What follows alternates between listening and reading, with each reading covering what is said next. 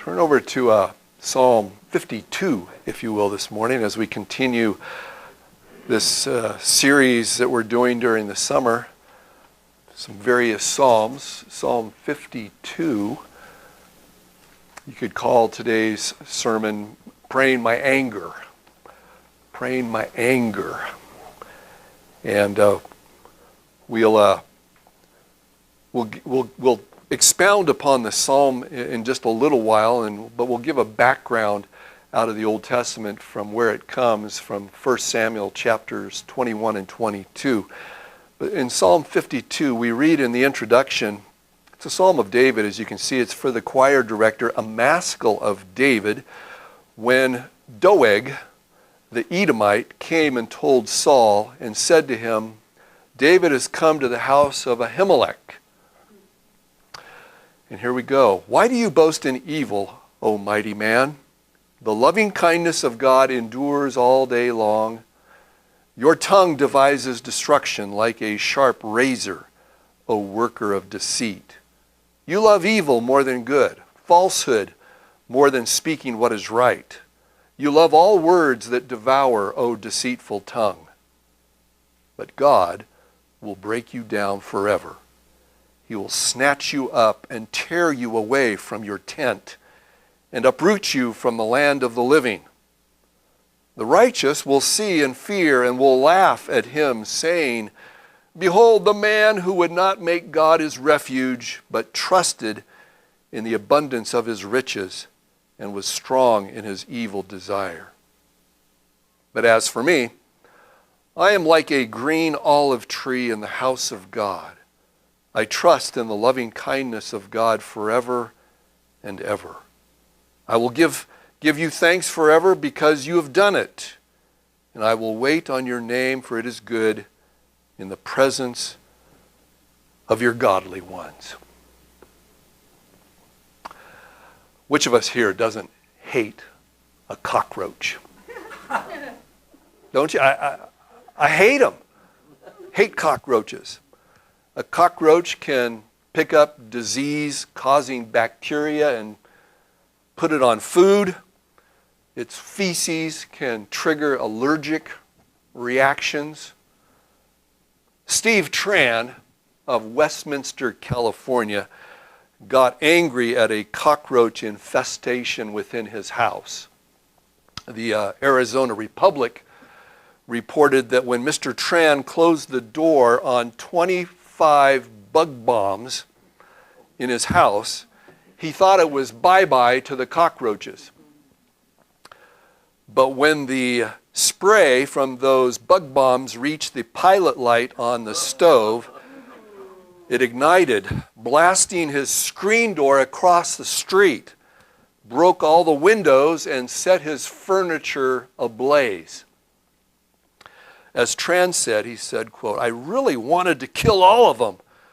I thought that if I used a lot more, it would last longer. According to the label, just 2 canisters of this stuff would have been enough to have killed the cockroaches. But the blast caused over $10,000 damage to the structure. And the cockroaches? Well, Tran reported by Sunday I saw them walking around again. Can you imagine that? I don't know about you, but I find that our anger and our responses to certain people can be a lot like Tran's over-fumigation.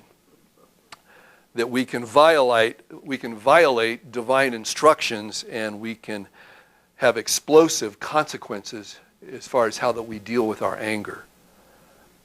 But don't get me wrong, the behavior of some people can be little better, even much worse than that of cockroaches, spreading their disease here and their filth there. So, anger is something I think that all of us can wrestle with, isn't it? Some of us wrestle with it more than others. Some of us here are more in control of our anger. For some of us, anger might be a real problem. A fellow named Frederick Beckner said this. He said, of the 7 deadly sins, anger is possibly the most fun. To lick your wounds, to smack your lips over grievances long past, to roll over your tongue the prospect of bitter confrontations still to come, to savor to the last toothsome morsel both the pain you are given and the pain you are giving back, in many ways is a feast fit for a king. The chief drawback is what you are wolfing down is yourself. The skeleton at the feast is you. But that said, there are things in life that ought to make us angry, shouldn't they?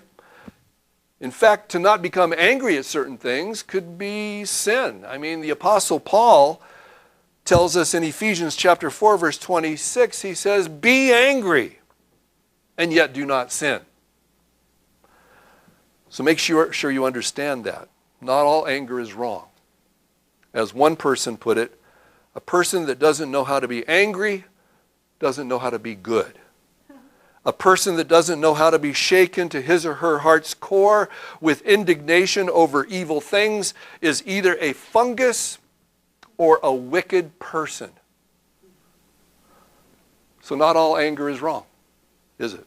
It's what we do with it that matters.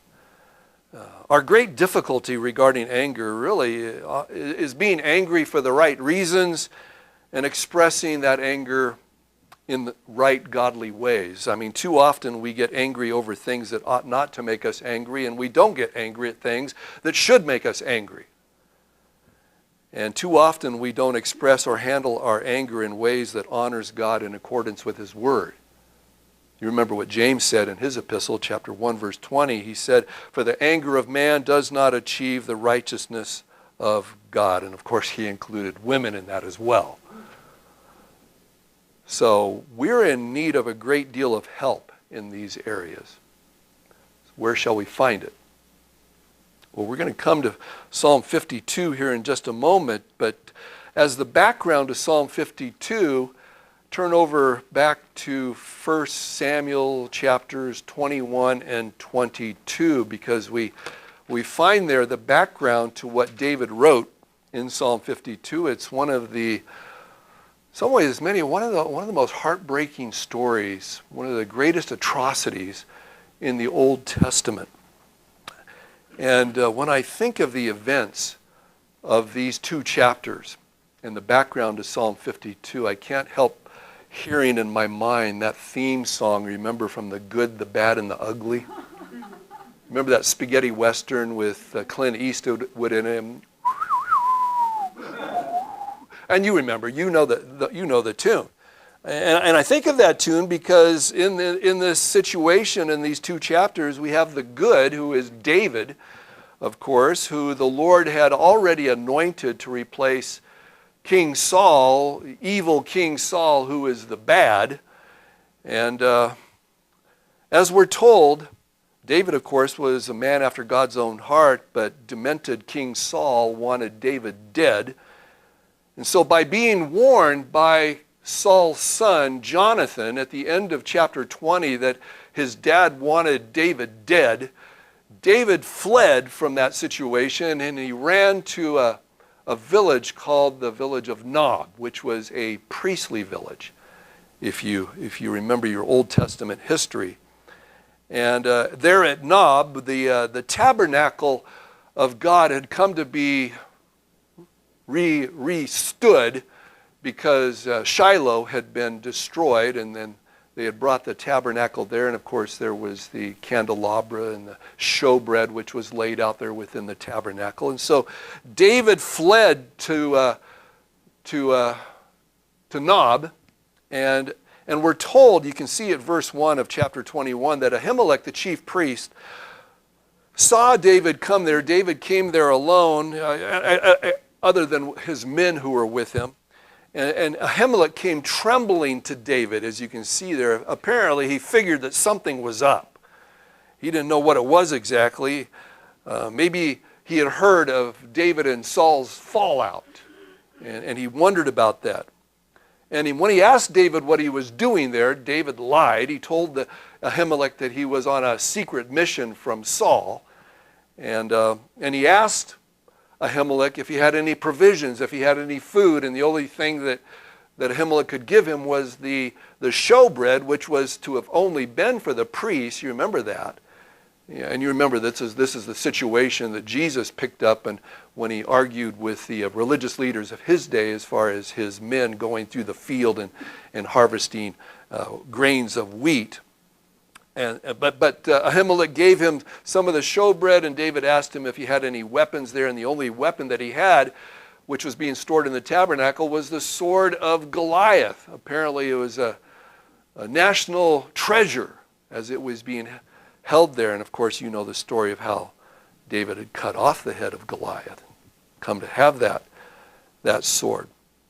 Anyway, but as David leaves town, the camera from the good, bad, and the ugly, verse 7 pans over and we find the ugly. We've seen the good, we've seen the bad, and now we see the ugly, as you can see in verse 7. Now one of the servants of Saul was there that day, detained before the Lord, and his name was what? Doeg. Guy named Doeg, the Edomite, the chief of Saul's shepherds. And we'll expound upon that in just a moment. Well, anyway, chapter 22 changes scene from Nob, and now we come to the scene there at Gibeah, verse 6, you can see of chapter 22, and Saul is sitting under a tamarisk tree, and he's not happy. He's not happy. He's again feeling sorry for himself, and worse, he accuses his own commanders of joining with his son Jonathan and conspiring against him, siding with David, his enemy. You can see it there. Anyway, this is when Doeg seizes the opportunity for himself. He seizes the opportunity to pander to Saul. Look at verses 9 and 10. Then Doeg the Edomite, who was standing by the servants of Saul, said, I saw the son of Jesse, of course that's David, coming to Nob, to Ahimelech, the son of Ahitub. And he, that is Ahimelech, inquired of the Lord for him and gave him provisions and gave him the sword of Goliath the Philistine. Anyway, well, that just infuriated Saul. Just infuriated him. So he had Ahimelech brought from Nob to where he was at, and Saul accused Ahimelech of conspiracy, of siding with David, to which Ahimelech answered truthfully that in all of Saul's kingdom, there was none who was more loyal to Saul than David. And that was true. But Saul would hear none of it. And he declared, you shall surely die, Ahimelech, you and all of your father's house. But when Saul ordered his guards to kill the priests, they refused, as you can see in verse 17. They knew that it was wrong to do something like that. And so Saul turned and he ordered Doeg to do it. And look at verses 18 through 19. And Doeg the Edomite turned around and attacked the priests and killed that day 85 men who wore the linen ephod, and he struck Nob, the city of the priests, with the edge of the sword, both women and children and infants, also oxen and donkeys and sheep. He struck with the edge of the sword. I mean, he was a one-man killing machine. He cut through them like a hot knife cutting through soft butter. They probably had never held a sword before. They didn't even have military weaponry. They were priests. One source estimated the total population of Nob at that time at about 340 people. That gives you an idea how many people he killed. It's one of the most heart-wrenching, awful atrocities recorded in the Bible. And when the sole survivor, Abiathar, that is the son of Ahimelech, when he finally came and reported the events to David, look over at chapter 22, verse 22. David responded. He said this. David said, I knew on that day when Doeg the Edomite was there. Again, takes us back into Nob, when he saw him there. I knew that when Doeg the Edomite was there, that he would surely tell Saul, I have brought about the death of every person in your father's household. So David was tore up, wasn't he? He felt personally responsible for what had happened. And at the same time, though, he realized where the real responsibility rested. And that brings us to Psalm 52. So we've looked at the background to it. And in Psalm 52, let's turn back over to it. We hear David expressing his anger to God with that whole situation. Now, what we have before us here in Psalm 52 is what you've probably heard referred to as an imprecatory psalm. Have you ever heard that before? Have you ever heard of an imprecatory psalm?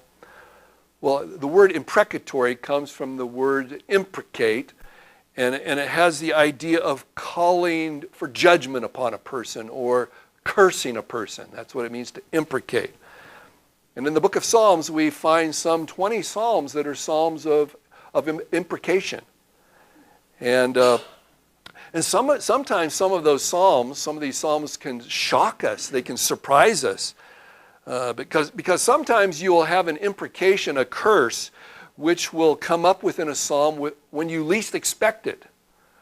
Such as, who doesn't love the 139th psalm, where David says such things, where can I flee from your presence? Where can I go? If I go here, you're there. If I go there, you're there.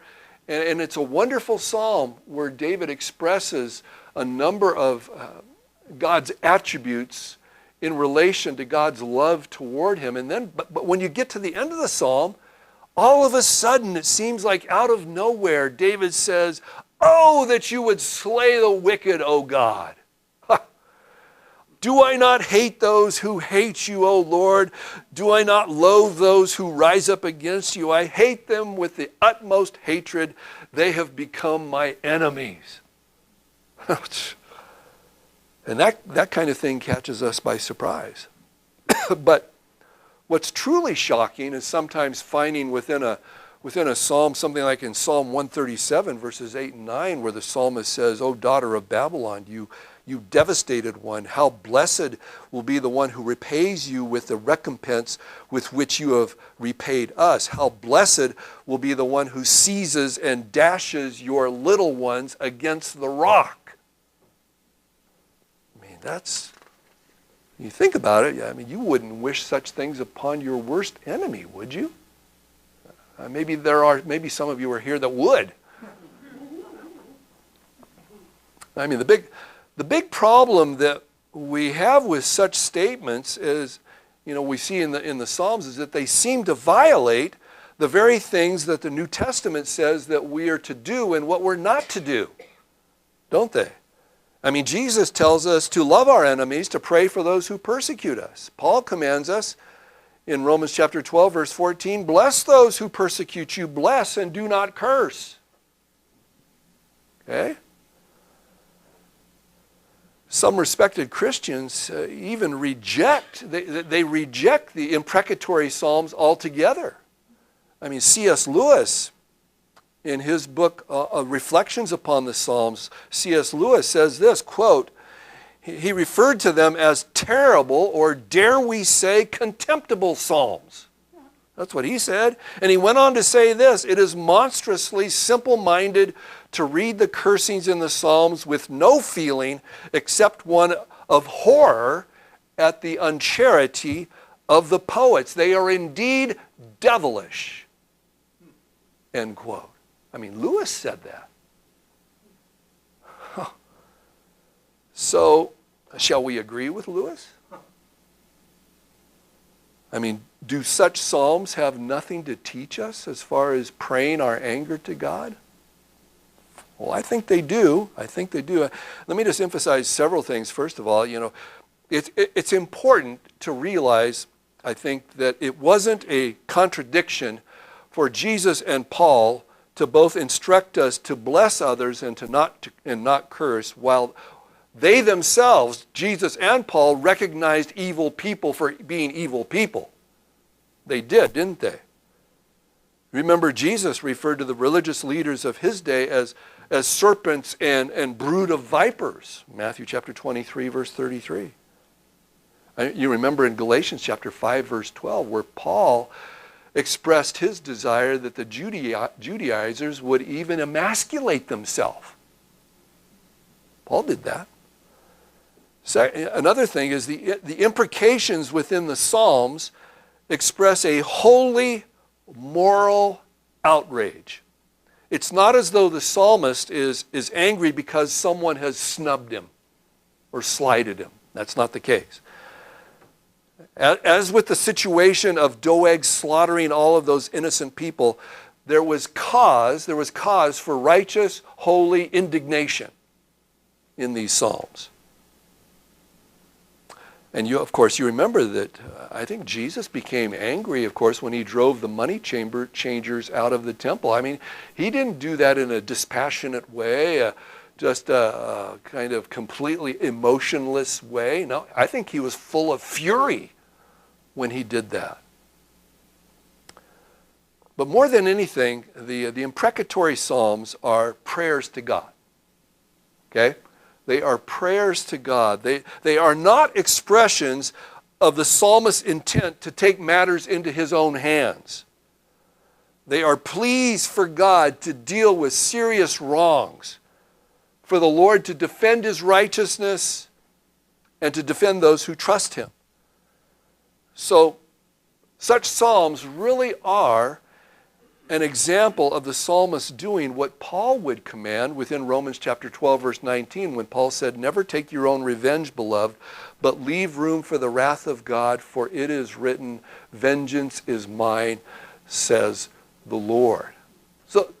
So David, within Psalm 52, that's what he's doing. He's leaving wrath off with God, and he's putting it into God's hands. So as we come to Psalm 52, I mean, what does it have to teach us as far as praying our anger? Do you ever have problems, struggling with, what do you do with your anger when someone has done something that is so wrong, has hurt you or hurt someone that you love? I mean, that's really difficult sometimes when we have our children and they experience someone who just really wrongs them, violates them. How do you deal with that, right? Well, one thing we see within this 52nd Psalm, verses 1 through 4, is that it's right to call evil what it is. Evil. Wickedness. It's right to call things out. This is the first thing that I think David teaches us here within this psalm. It's not only okay, but it's right to call evil for what it is. And to not do so, to call it something else other than evil, or to rationalize it away, is wrong. Notice again in verses 1 and 3 how that David says of Doeg, he said, "Why do you boast in evil, O mighty man? You love evil more than good." In other words, David clearly called out what Doeg said and what Doeg did as being evil, wicked. I mean, this is one of those reliable facts of the Scriptures. The Scriptures label evil as evil, wickedness as wickedness. You can bank on that. You can bank on that. The Bible never winks at evil. It never explains it away, appealing to understandable, mitigating circumstances, right? But too often, I think under the guise of love and forgiveness, Christians can be hesitant to calling certain things out. Can. This is certainly true within our American culture. A number of years ago, John MacArthur wrote a book called The Vanishing Conscience. And this is a number of years ago, but it is still relevant for our day. Listen to this. He said this, quote, "Our culture has declared war on guilt." He said the very concept is considered medieval, obsolete, unproductive. People who trouble themselves with feelings of personal guilt are usually referred to therapists whose task is to boost their self-image. No one, after all, is supposed to feel guilty. Guilt is not conducive to dignity and self-esteem. Society encourages sin, but it will not tolerate the guilt sin produces. I mean, and we've certainly seen this. I mean, you think about that guy, Luigi Mangione. Remember this guy just gunned down that United Healthcare executive, just killed him in cold blood. Look at how people are celebrating the guy. He's a murderer. Think back Marcus Wesson. I don't know if you remember hearing of him, but he killed 9 people, and all of the victims ranging in age 1 to 25 were his own children. Some of them children that he had fathered with his own daughters. I mean, the descriptions of his deeds are too wretched really to describe here this morning. But according to the prosecution, his children were exterminated, this quote, exterminated one after the other with the gun jammed up against their eye socket. It's terrible. And yet one California newspaper declared this. It said, quote, accused mass murderer Marcus Wesson was a loving father who took in kids needing a home and dreamed of sailing with them around the world. And I mean, give me a break. He was a wicked man. He is a wicked man. I think he's still in the penal institution in California. And I think that what we may not realize, but when a believer tells him or herself that they really ought not to label certain behavior as evil or express their anger to God regarding wicked deeds done to them or to others, it presents a number of problems, doesn't it? If you can't call out evil for what it is, wickedness, I mean, they intuitively know, of course, that certain things are clearly wrong, but when they tell themselves they cannot speak of them as such or give their outrage up to God in prayer, to varying degrees, their outlook becomes twisted. If you can't call something that's truly wrong as being wrong, your own thinking becomes twisted. Could this be a big reason why so many churches these days refuse to practice what the Bible calls for church discipline? Because after all, we're all sinners, right? Who am I to call out someone else's behavior as being wrong? But before we leave this thought, I want you to notice in this psalm how that David focuses particularly upon Doeg's words. He focuses upon his words. I mean, it's true that Doeg's actions were reprehensible, but his words were no less diabolical. David tells us within this psalm, your tongue devises destruction like a sharp razor, O worker of deceit. Verse 4, you love all words that devour, O deceitful tongue. It's interesting that he focuses upon Doeg's words, isn't it? Yeah, Doeg did what he did with his sword, but he couldn't have done with his sword without first doing what he had done with his mouth. Right? And that was making Ahimelech out to be against Saul when Ahimelech wasn't. He wasn't against Saul. What we see, don't we, is sometimes we say, words don't matter, but they do. Words matter in the Scriptures. Sometimes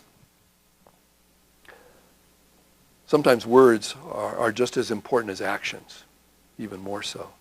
Remember, it was Satan's lies. It was Satan's lies that cast the whole human race into condemnation and separation from God. It was words. Words can heal and comfort, but here we see that words can also wound and kill. You and I need to take words completely serious, our words and the words of others. Remember what the Apostle James said. James said the tongue is a very small part of the body. This is chapter 3, verses 5 and 6. The tongue is a small part of the body, and yet it boasts of great things. See how great a forest is set aflame by such a small fire. And the tongue is a fire, the very world of iniquity.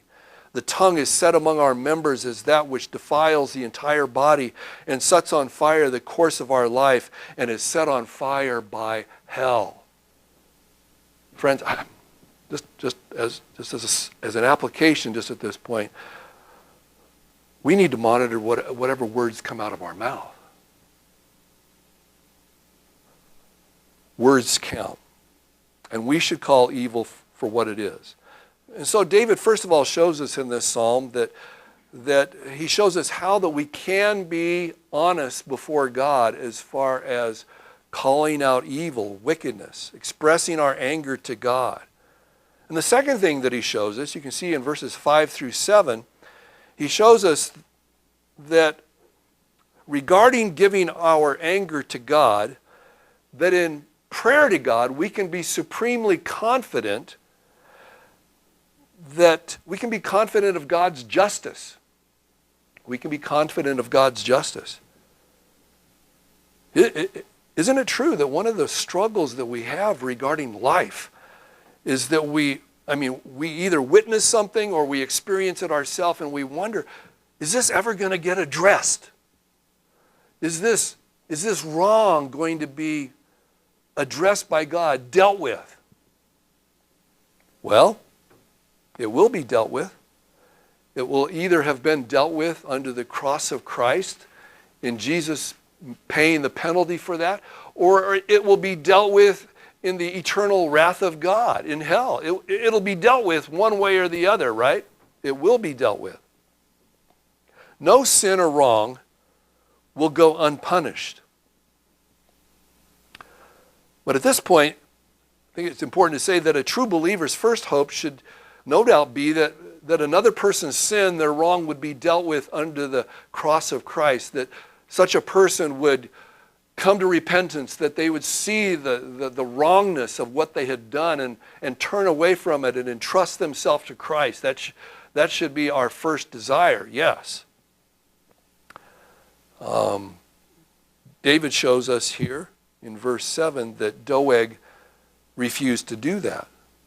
Behold, the man who would not make God his refuge. So he did not entrust himself to God. Did David wish that Doeg had trusted himself to the Lord? This is reading between the lines, but perhaps so. Maybe he wished that he did.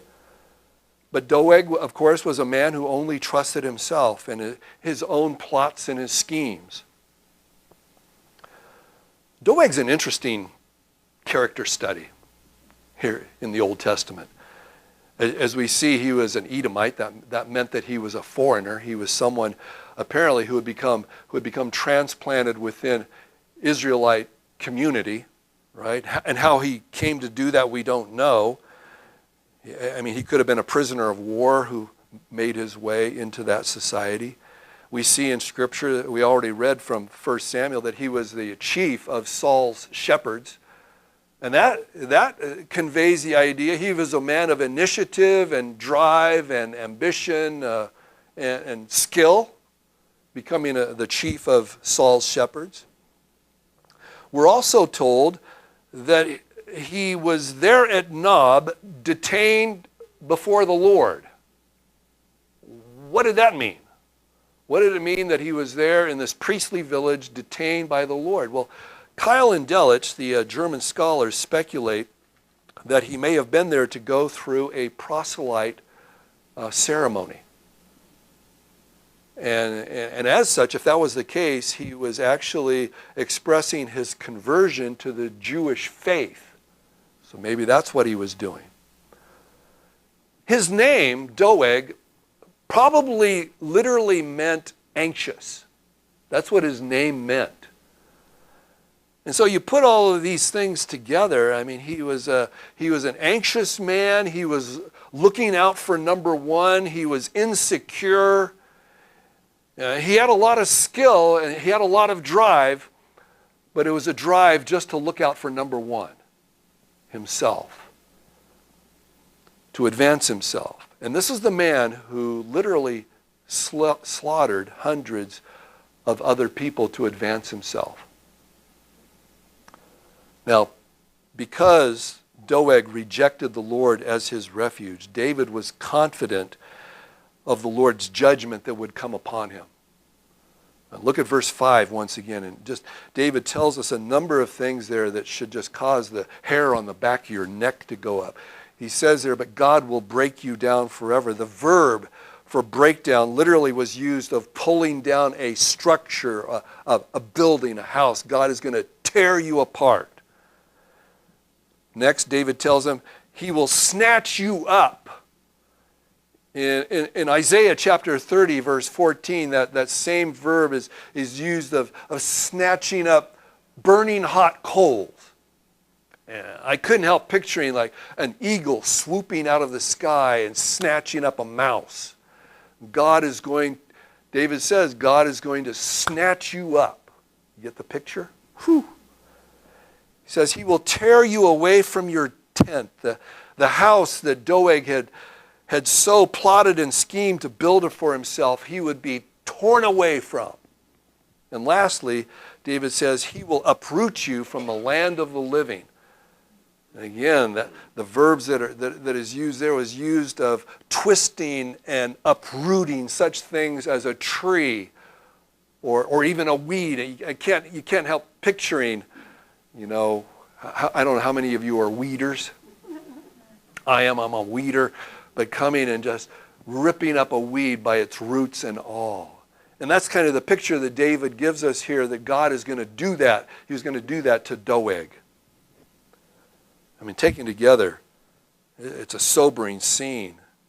David was completely confident that God was going to deal with the situation. And we don't know when and where such things happened to Doeg, but we can be sure that they did. And the effect upon God's people, look at verse 6 again, the righteous will see and fear and will laugh at him when these things take place. Now remember, in all of this, David is not taking matters into his own hands. He is leaving vengeance completely over to God for God to deal with this guy. Okay? And so should we. And we can be completely confident in and we can pray for God's justice. And that's the second thing that David shows us here. But third and lastly, in verses 8 and 9, we got to be sure that we ourselves must rely upon God's faithful, loving kindness. You see it there. It's just at this point that we got to be careful, because in praying our anger to the Lord, you and I must remember that we ourselves are sinners as well. Aren't we? We are sinners, yes. And if we stand because of God's grace. We stand because of his grace. That's why within this third and final stanza here within this psalm, David shows us this proper attitude. He says, but as for me, I am like a green olive tree in the house of God. I trust in the loving kindness of God forever and ever. I will give you thanks forever because you have done it. And I will wait on your name, for it is good in the presence of your godly ones. So friends, you can see it there, can't you? That rather than his being a self-confidence, his is a grace confidence. It's a grace of God confidence that David had in his own life. And he affirms that the blessing that comes from the Lord comes from trusting the Lord. Doeg didn't do that. Doeg didn't trust the Lord. He just trusted in himself to achieve what he wanted. David saw himself as a green olive tree. Don't you love that? Olives, as we all know, are some of the hardiest and long-lasting of trees, right, Karen? They can last for centuries and even millennia. Some olive trees can just live that long with their waxen dark green leaves. Olive trees are valuable for their olives. They're valuable for their olive oil. The older I get, the more I appreciate the things that come, the benefits that come to us through olives and olive trees. And David compared himself. He compared himself to a productive, healthy olive tree before God. And at this point, we think back to the first psalm, right? Yeah, I think back to the first psalm where we read, it says in verses 3 through 5, he said, he will be like a tree firmly planted by streams of water. This is speaking of the righteous, which yields its fruit in its season and its leaf does not wither. And in whatever he does, he prospers. But then he says this, the wicked are not so. but they are like chaff which the wind drives away. Therefore the wicked will not stand in the judgment, nor sinners in the assembly of the righteous. So that's what the 52nd Psalm, I think, ultimately boils down to. Really, it's a matter of trust, isn't it? It's a matter of trust. I mean, who are you going to trust? You going to trust yourself, or are you going to trust the Lord? Doeg trusted himself, a wicked man, and he did what he did. And the Lord was eventually going to get him. We can be sure of that. As we conclude our time this morning and looking at this psalm, I mean, this psalm really should prompt us to pause and to consider once again ourselves. When all is said and done in our lives, and the epitaph of your life has been written, what will it read? Will it read, "Behold, the man or woman who would not make God his or her refuge. The mighty man, the mighty woman, the great man, the great woman. He found a fortress, but not in God. He or she gloried in their might, but not in the Almighty." Will our life read that, or will our life read this? "One like a green olive tree planted in the house of God. For he or she trusted not in themselves, but in the Lord, who forgives the ungodly and gives eternal grace to all who rely upon him." What will your epitaph read?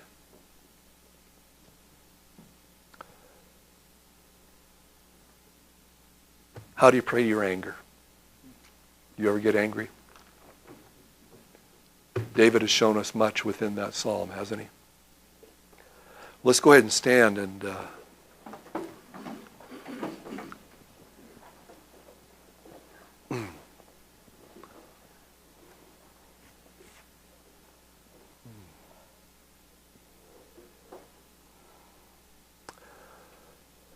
if you're like me, you have experienced some deep wounds within your life.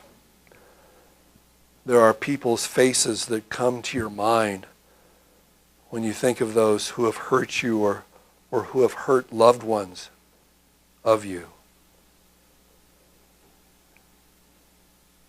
And so giving up your anger to God is such an important part of our life, to go through life successfully and skillfully. So Father, we come before you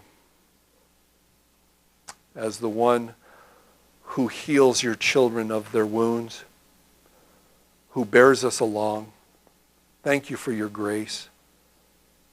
David has shown us in this psalm how that he in his own life was really that green olive tree. He trusted you. He trusted you fully. He has shown us how that we can pray our wounds, our hurts, and cry out to you. May we follow his example. May we give over those things of our life to you, knowing that you care for us, knowing, Lord, that you're the God of righteousness and justice. Either you'll deal with these things through what Jesus accomplished upon the cross, or, Lord, you will deal with them in your final justice as you deal with the wicked. But we know that either way, you will deal with things. And we can leave off with it to you. So, Father, thank you. Thank you. We come to you in Jesus' name today. And join me in singing.